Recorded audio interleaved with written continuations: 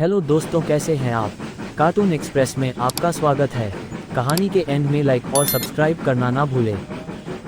एक बार की बात है, एक छोटे से गांव में मीरा नाम की एक लड़की रहती थी। उसके पास एक सुंदर गुड़िया थी जिसे वो बहुत प्यार करती थी। वो अपनी गुड़िया के बिना कहीं नहीं जाती थी। उसे अपनी गुड़िया से इतना लगाव था कि किसी और को छूने तक नहीं देती थी। एक दिन गांव में एक मेले का आयोजन हुआ। मीरा अपनी गुड़िया को लेकर मेले में गई। वहां उसे अपनी दोस्त राधा मिली। राधा की भी एक प्यारी सी गुड़िया थी, लेकिन उसकी गुड़िया कुछ पुरानी और खराब हो गई थी।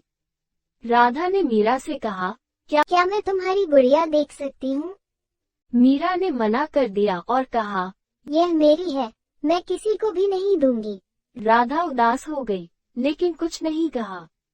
मेले के बाद मीरा घर वापस आई और उसकी गुड़िया अचानक टूट गई। वो बहुत रोने लगी। उसकी माँ ने उसे समझाया, बेटा, चीजें साझा करने से उनका महत्व और भी बढ़ जाता है। अगर तुमने अपनी गुड़िया राधा को दिखाई होती तो तुम्हें भी खुशी मिलती और शायद वो भी खुश होती।